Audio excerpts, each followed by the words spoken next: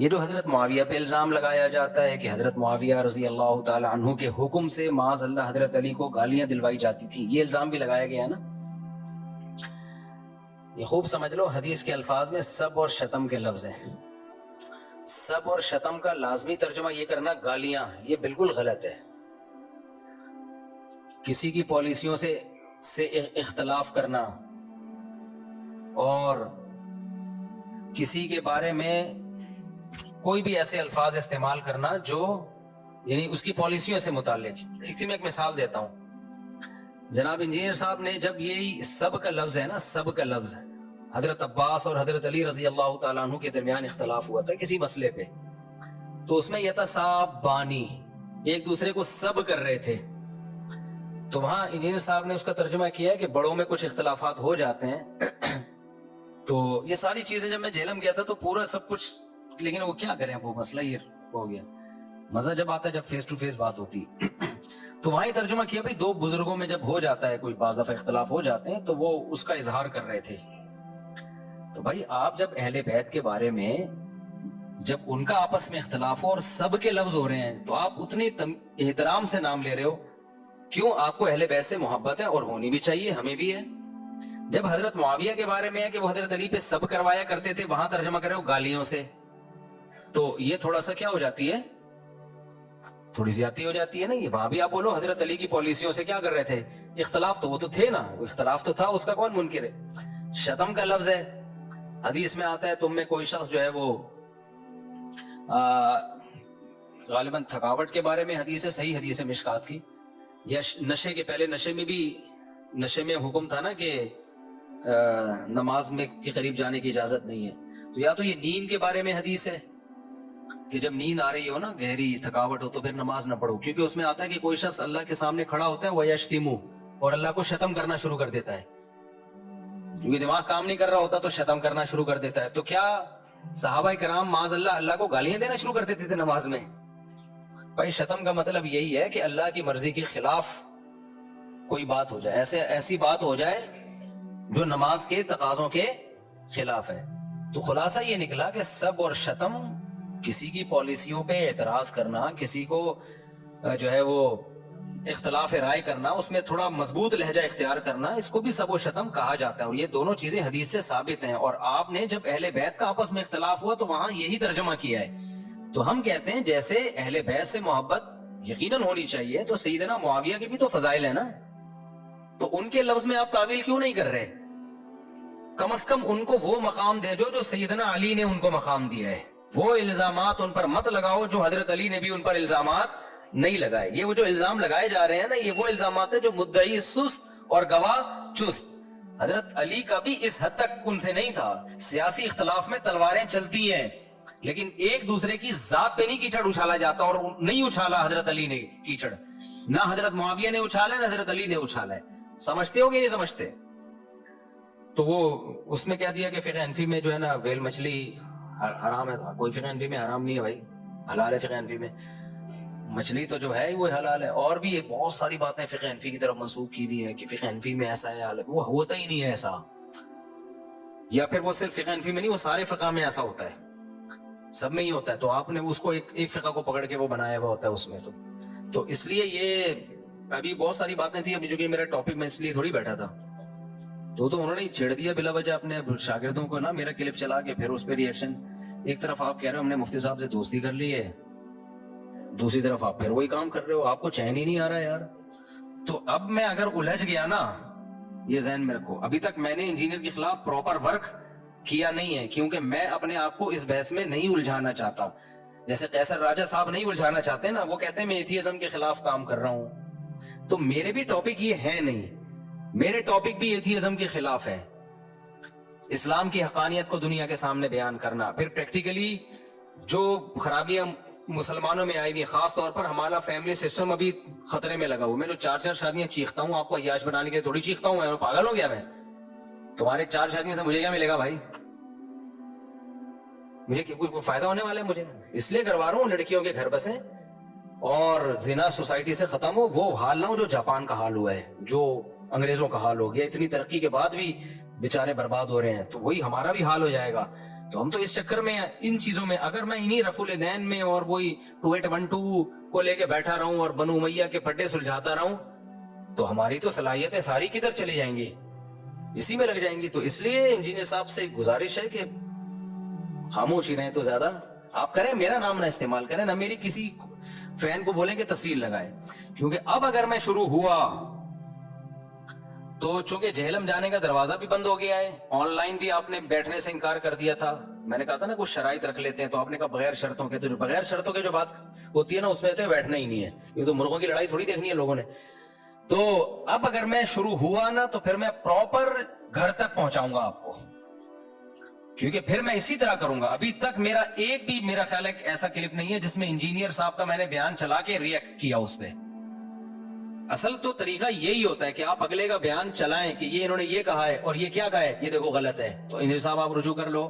آپ نے کہا رفع الیدین کی، یہ ترک رفع الیدین کی حدیث ضعیف ہے، کسی نے بھی صحیح نہیں کہا، یہ دیکھو صحیح کہا ہوا ہے. اب وہاں پھر بھاگنے کا راستہ نہیں ہوتا. پھر آپ کے فینز آپ کو بولیں گے یہ تو کہہ دیا نا، تو یہ کیا، آپ رجوع کرو. پھر اتنے رجوع کرنے پڑیں گے نا، اسٹاپ نہیں ہوگا. رجوعوں کی ایک طویل فہرست ہے. آپ نے کہا کہ یہ جو قبر کی مٹی والا عقیدہ ہے کہ قبر کی مٹی جو ہے نا عرش سے افضل ہے، یہ علماء دیوبند کا گڑھا ہوا عقیدہ ہے. گڑھا ہوا کسے کہتے ہیں؟ جو ایجاد کردہ ہو. نہیں بھائی، یہ تو صدیوں پرانا عقیدہ ہے. صحیح ہے نا، یہ تو فلاں کا بھی ہے، یہ تو ابھی میں بتاؤں گا نا، ابھی تھوڑی میں بحث چڑھوں گا، یہ تو محدثین کا، یہ تو فلاں کا، یہ تو فلاں کا، یہ تو فلاں کا ہے. آپ نے کہا یہ قرآن و حدیث کے خلاف ہے، اور اس میں آپ نے جو قرآن کی آیت پڑھی اس سے تو اس کی کہیں مخالفت ثابت ہو نہیں رہی. یہ دیکھو یہ ترجمہ ہے آیت کا، اس کا ترجمہ یہ آپ غلط کر رہے ہو، تو آپ اس سے رجوع کر لیں کہ میں نے غلط ترجمہ کیا. بالکل صاف پتہ چل رہا ہے یہ اس کا مطلب ہی نہیں بنتا. تو اتنی چیزیں ہوں گی کہ آپ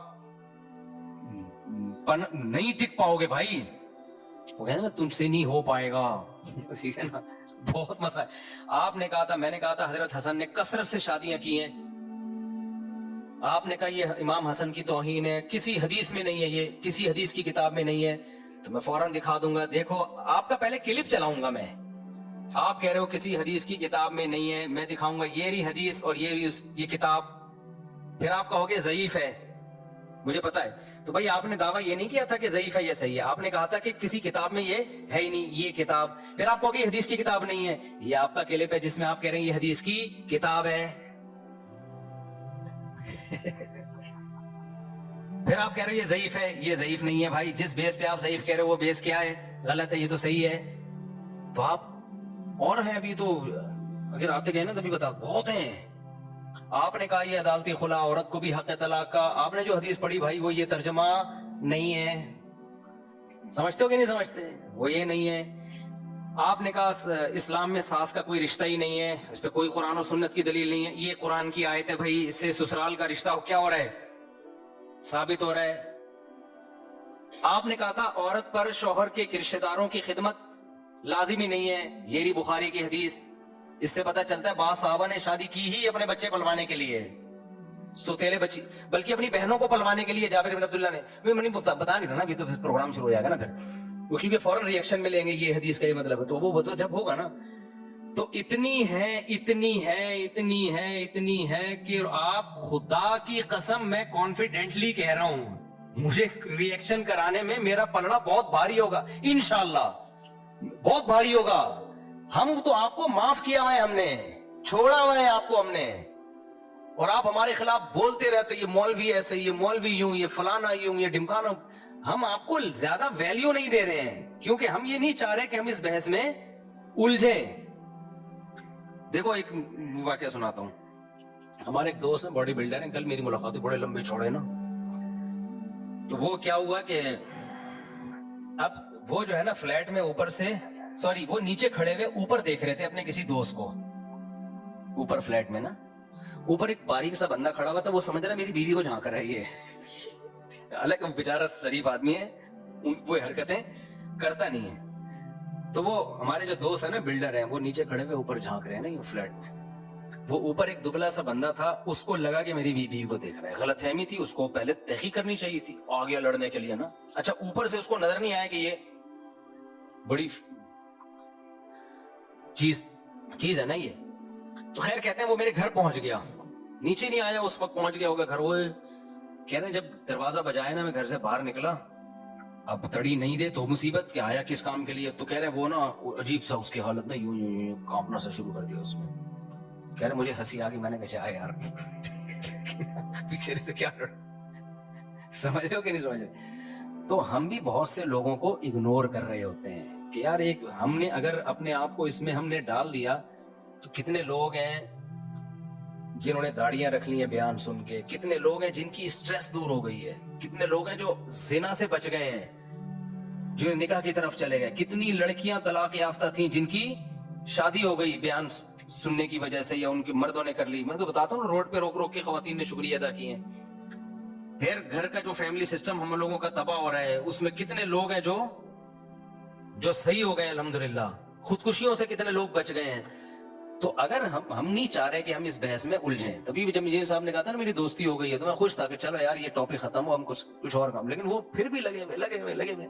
اس لیے میری انجینئر صاحب سے گزارش ہے بہت ہی عزت اور احترام کے ساتھ کہ کائنڈلی آپ اس بحث میں نہ پڑیں تو زیادہ اچھا ہے. کیونکہ اب جہلم کا راستہ, پہلے میں جہلم گیا ہی اسی وجہ سے تھا کہ یار یہ بحث ہمیشہ کے لیے کیا کر دو, ختم کر دو. تو وہ بھی نہیں ہوئی. پھر آن لائن کا ہوا, ہم نے کہا چلو اب اس پہ آ جاتے ہیں, وہ بھی نہیں ہوئی. تو اب تو کہیں کا تو ہمیں چھوڑو نا یار, ہم منہ پہ ٹیپ لگا کے بیٹھ جائیں, آپ بولتے رہو, ہم ٹیپ لگا کے بیٹھ جائیں.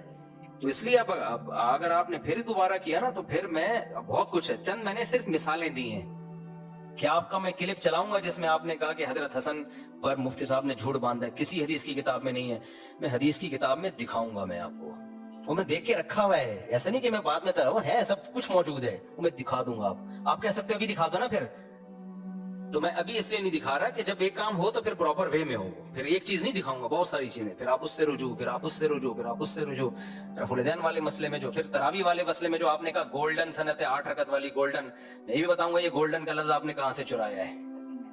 یہ آپ کی تحقیق نہیں ہے, حافظ زبیر علی زئی صاحب نے لکھا ہے کہ یہ گولڈن سند ہے, ان سے غلطی ہوئی ہے, یہ مسترب سند ہے, مسترب ہے, یہ استراب ہے اس میں. ٹھیک ہے یہ اختلافی مسئلہ بھی میں اس کو نہیں لے کے جاتا, لیکن آپ نے ورڈنگ بھی حافظ زبیر علی زئی سے لے رہے ہو. آپ کی بہت ساری چیزوں میں ان کی اہل حدیثوں کی تحقیق ہوتی ہے, وہ یہ لا رہے ہوتے ہیں, اپنی نہیں ہوتی. تو اس میں اگر کسی اہل حدیث عالم سے غلطی ہو گئی تو اہل حدیث تو مان لیتا ہے کہ ہمارے عالم سے غلطی ہوئی ہے, آپ کو تو وہ بھی نہیں پتا ہوتا کیونکہ آپ تو چھاپ رہے ہوتے ہو پورا اسی طریقے سے. تو یہ اتنی ساری چیزیں میرے پاس رکھی بھی ہیں نا جو میں لے کر آؤں گا. اور پھر وہ اس میں آپ نے جو صلاۃ اللیل کے لفظ میں جو آپ نے تراویح کے مسئلے میں لوگوں کو الجھایا ہے, تو لوگ تو الجھ گئے اس میں, ہم تھوڑی الجھے ہیں بھائی, ہم نہیں الجھے اس میں. آپ نے کہا کہ صلاۃ اللیل ہی ہیں ساری کی ساری نمازیں, وہ بھائی ابھی میں نہیں زیادہ گہرائی میں جانا چاہتا. تو اس میں آپ نے کیا گڑبڑ کی ہے. پھر آپ نے سنت مؤکدہ والی جو حدیث پیش کی کہ صحابی نے کہا میں بس یہ کروں گا, اس کے علاوہ اور کوئی عبادت نہیں کروں گا. تو نبی نے فرمایا جس نے جنتی کو دیکھنا ہو اس کو دیکھ لے. تو اس پہ آپ نے کہا اس سے پتا چلتا ہے سنت مؤکدہ نہیں ہے, یہ مولویوں نے بنائی ہوئی ہے کہ سنت مؤکدہ بس نوافل ہے, پڑھ لو اچھی بات ہے, نہیں پڑھو. تو میں بتاؤں گا سنت مؤکدہ کیسے, آپ ہی کے کلپ سے ثابت کروں گا. آپ نے کہا یوٹیوب کی ارننگ حرام ہے, کہا نا, میرے خلاف کلپ بنائے کہ مولوی لوگ یوٹیوب سے پیسہ کماتے ہیں, یوٹیوب سے پیسہ کماتے ہیں کیونکہ اشتہار بےہودہ چلتے ہیں. ابھی آپ کا کلپ آیا ہے, آپ سے کسی نے سوال پوچھا کہ یہ جو ولاگرز ویڈیوز بناتے ہیں ان کی ارننگ کے بارے میں پوچھا گیا. انہوں نے کہا جو بےہودہ ویڈیو بناتے ہیں ان کی ارننگ حرام ہے. یہ جواب آپ پہ سوٹ نہیں کرتا تھا, آپ پہ چاہیے تھا ہودہ بنائیں یا بےہودہ بنائیں, یہ جواب دینا چاہیے تھا آپ کو. وہاں ولاگر کا مسئلہ آیا تو آپ نے ڈنڈی مار دی کہ جو بےہودہ ویڈیوز بناتے ہیں ان کی ارننگ حرام ہے. اس کا مطلب ہودہ جو بناتے ہیں, بےہودہ کا الٹ ہودہ ہی ہوگا نا, ان کی حلال ہے. بھائی آپ تو اس کی بھی حلال نہیں کہتے, تو یہ جواب تو آپ کے لیے بنتا ہی نہیں ہے. مجھ سے کوئی پوچھے یہودی جنت میں جائیں گے یا عیسائی, میں کہوں گا دونوں ہی جنت میں جائیں گے بھائی, مجھے اس سے کیا ضرورت ہے کہ ہاں ایک جو ہے نا, ایک جو ہے وہ زیادہ درجے کا کافر ہے, ایک اس سے کم درجے کا, لیکن ہے تو دونوں کیا, ہماری نظر میں تو دونوں غیر مسلم ہیں اگر ان تک اسلام کی دعوت پہنچی اور وہ نہیں قبول کرتے. تو جب آپ سے سوال پوچھا گیا تھا کہ ولاگرز کی آمدن جو ولاگنگ کر رہے ہیں یہ آمدن حلال ہے یا حرام ہے, تو پھر یہ جواب نہیں بنتا تھا کہ جو اس میں فحش ویڈیوز بنا رہے ہیں ان کی حرام ہے. دوسرا انہوں نے پی گئے, اس کا مفہوم تو یہ نکلتا ہے کہ جو فحش نہیں بنا رہے اس کی کیا ہے, حلال ہے. تو کہنا یہ چاہیے تھا بھائی فحش بناؤ یا غیر فحش بناؤ, دونوں کی کیا ہے, حرام ہے. لیکن وہاں چونکہ مولوی نہیں ہے اس کو آپ کسی نہ کسی درجے میں فیور دے رہے ہو. اور جہاں مولانا کی بات آئے گی وہاں آپ یہ فرق نہیں کرتے. جب ایڈورٹائز, اچھا اپنے بارے میں کہا کہ میں نے ویڈیو جو ایڈ ہیں وہ روکے ہوئے ہیں, ویڈیو مونیٹائزیشن روکی ہوئی ہے. آپ نے جس بیس پہ یوٹیوب کی ارننگ کو حرام کہا ہے نا, اس میں ویڈیو ہو یا پکچر بھی آ رہی ہو نا ایک عورت کی, تو وہ کون سا جائز ہے؟ کوئی شیمپو کا اشتہار بھی جو ویڈیو نہ ہو, کسی خاتون کی تصویر بھی آ گئی, تو وہ بھی تو حرام ہو گیا نا. کیا خیال ہے بھائی؟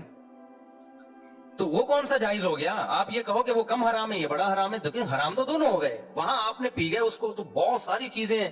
اس لیے میں نہیں چاہ رہا کہ انجینئر صاحب سے میں اجروں. اگر میں الجھ گیا تو پھر ان تمام باتوں کے آپ کو اسٹیپ بائی اسٹیپ, سیاسی مسائل میں بھی, آگے سیاست میں بھی بہت کچھ. میں تو سیاسی چیزوں میں بولتا نہیں ہوں.